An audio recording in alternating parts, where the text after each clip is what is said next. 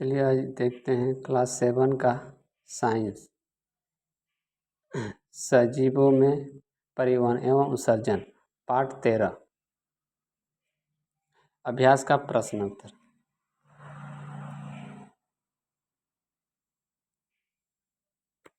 तो देखते हैं पहला क्वेश्चन, सही विकल्प का चयन कीजिए।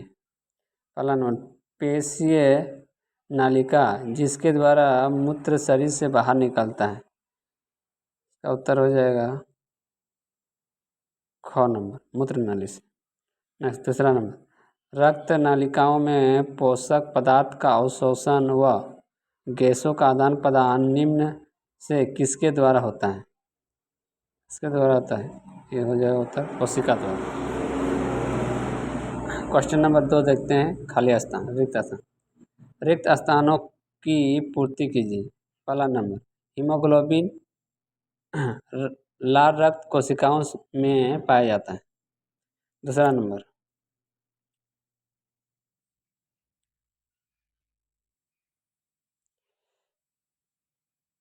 पसीनों में जल और लवण होता है। नेक्स्ट तीसरा नंबर, पौधों में जल का परिवहन जाइलम द्वारा होता है। चलो मिलान चिन्ह देखते हैं। क्वेश्चन नंबर 3, स्तंभ अ को स्तंभ ब से मिलान कीजिए। चलो देखते हैं पहला नंबर, हीमोग्लोबिन का हो जाएगा ख नंबर, ऑक्सीजन का परिवहन।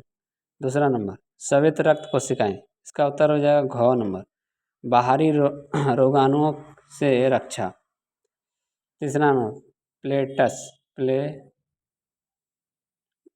प्लेटलेट्स, इसका उत्तर हो जाएगा रक्त का थक्का जमना, क नंबर। चौथा नंबर, जाइलम का कार्य है जल का परिवहन। पाँचवा नंबर, फ्लेम का भोजन का परिवहन। चलो नेक्स्ट देखते हैं क्वेश्चन नंबर 4। इसका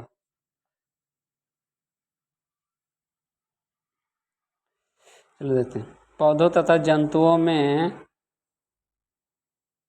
पदार्थ का परिवहन क्यों आवश्यक है, इसका उत्तर देखते हैं। जीवों एवं पादपों के लिए भोजन ही उनकी ऊर्जा का स्रोत होता है।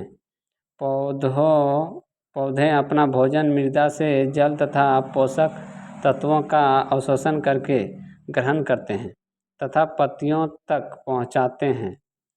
पत्तियां पौधों के लिए सूर्य के प्रकाश की उपस्थिति में भोजन का निर्माण करती हैं, जिसे प्रकाश संश्लेषण कहते हैं। इस प्रकार पौधों के प्रत्येक अंग को ऊर्जा प्राप्त होती है।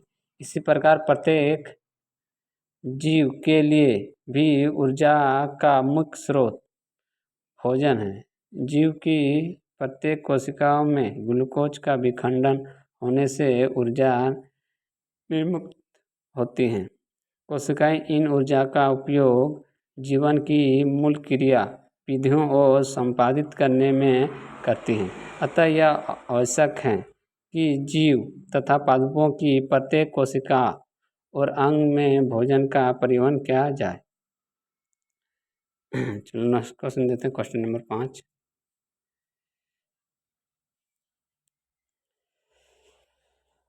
क्वेश्चन नंबर 5 है, रंध्र क्या है, रंध्र के 2 कार्य लिखने का उत्तर, पत्ती की सतह पर उपस्थित अति सूक्ष्म छिद्र जिनसे वायु में उपस्थित कार्बन डाइऑक्साइड CO2 प्रवेश करती है, रंध्र कहलाता है। ये रंध्र कोशिकाओं द्वारा घिरे रहते हैं। रंध्रों के 2 कार्य इस प्रकार हैं, देखते हैं। पहला नंबर, रंध्रों की सहायता से वाष्पोत्सर्जन द्वारा पौधों के विभिन्न भागों तक पहुंचाया जाता है। वाष्पोत्सर्जन पौधों को ठंडा भी रखता है। बी नंबर, रंध्रों की सहायता से ही पादपों में कार्बन डाइऑक्साइड का प्रवेश तथा ऑक्सीजन का उत्सर्जन होता है। नेक्स्ट देखते हैं क्वेश्चन नंबर 6।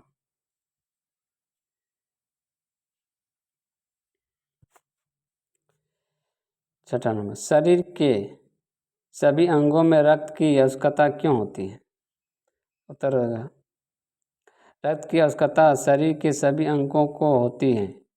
सभी जीवों में भोजन की ऊर्जा का मुख्य स्रोत है।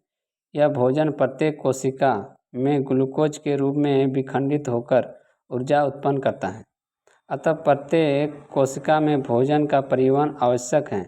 यह कार्य रक्त द्वारा किया जाता है। रक्त वह तरल पदार्थ है जो पचे भोजन को शरीर के अन्य भागों तक ले जाता है। फेफड़ों से ऑक्सीजन को भी रक्त ही शरीर की कोशिकाओं तक ले जाता है। रक्त शरीर में से अपशिष्ट पदार्थ को बाहर निकालने के लिए उनका परिवहन भी करता है। अतः रक्त की शरीर के प्रत्येक अंग को आवश्यकता होती है। नेक्स्ट देखते हैं क्वेश्चन नंबर 7। जाइलम और फ्लोएम में अंतर। फिर देखते हैं जाइलम और फ्लोएम में अंतर। Xylem phloem. पहला नंबर, जाइलम जड़ से पत्तियों तथा अन्य भागों में जल तथा घुले लवण परिवहन करते हैं। फ्लोएम देखते हैं। फ्लोएम भोजन पदार्थ को घुली अवस्था में पत्तियों से पादप के दूसरे हिस्सों तक परिवहित करता है। बी नंबर, जाइलम में पदार्थ का परिवहन वाहिकाओं तथा वाहिनियों द्वारा होता है। बी नंबर, फ्लोएम में पदार्थ का परिवहन चालनी ट्यूबों द्वारा सहचर कोशिकाओं की मदद से होता है। नेक्स्ट क्वेश्चन 8वां नंबर, रक्त बहता हुआ घाव से कुछ देर के बाद रक्त बहना बंद क्यों हो जाता है? उत्तर, पटिकानु रक्त का थक्का बना देती हैं, जिससे कुछ देर के बाद रक्त बहना बंद हो जाता है। नेक्स्ट क्वेश्चन देखते हैं, क्वेश्चन नंबर 9।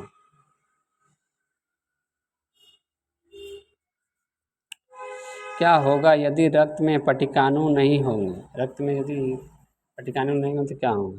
उत्तर देखते हैं, जब रक्त में पटिकानु नहीं होंगे तो थक्का जमने की प्रक्रिया बंद हो जाएगी। जब हमें चोट लग जाती है और खून बहने लगता है तो हम देखते हैं कि कुछ समय बाद ही जख्म के ऊपर लाल रंग का एक गाढ़ा पदार्थ जम जाता है तथा खून बहना बंद हो जाता है। ऐसा रक्त में मौजूद पटिकानों द्वारा होता है, किंतु रक्त में पटिकानु ना हो तो थक्का नहीं जमेगा तथा रक्त बहता ही रहेगा। नेक्स्ट क्वेश्चन 10 नंबर, शरीर द्वारा अपशिष्ट पदार्थ का सृजन क्यों आवश्यक है?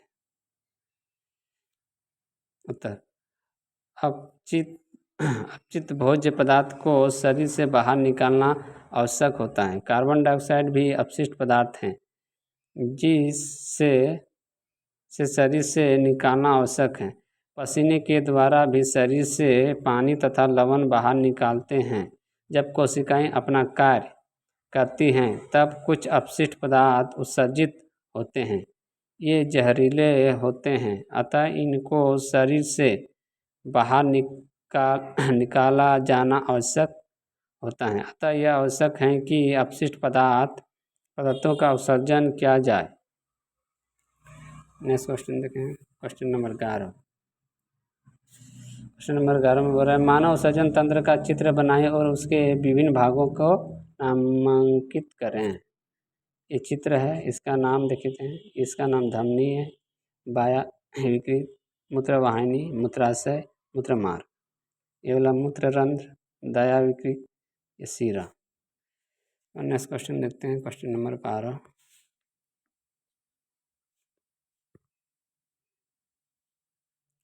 देखते हैं, क्या उत्सर्जन पौधों में कोई उपयोगी कार्य करता है? तो वाष्प उत्सर्जन की प्रक्रिया द्वारा पत्तियों की सतह पर उपस्थित रंध्रों से जल वाष्पित किया जाता है। पत्तियों से जल के वाष्प से चूर्ण अभिकर्षण विकसित हो जाता है।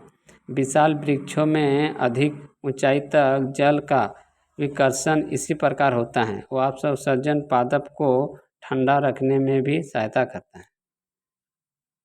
नेक्स्ट क्वेश्चन और लास्ट क्वेश्चन देखते हैं, क्वेश्चन नंबर 13। मानव हृदय का कार्य बताएं। कार्य लिखना है। उत्तर, मानव हृदय के कार्य। पहला नंबर, हृदय वह अंग है जो रक्त द्वारा तत्वों के परिवहन के लिए पंप के रूप में कार्य करता है। दूसरा नंबर, यह लगातार धड़कता रहता है। तीसरा नंबर, हृदय के विभिन्न कक्षों की लयबद्ध गति रक्त परिसंचरण और पदार्थों के परिवहन को बनाए रखती है। सभी चैप्टर का क्वेश्चन आंसर पाने के लिए वीडियो को लाइक और सब्सक्राइब करें। Thank you.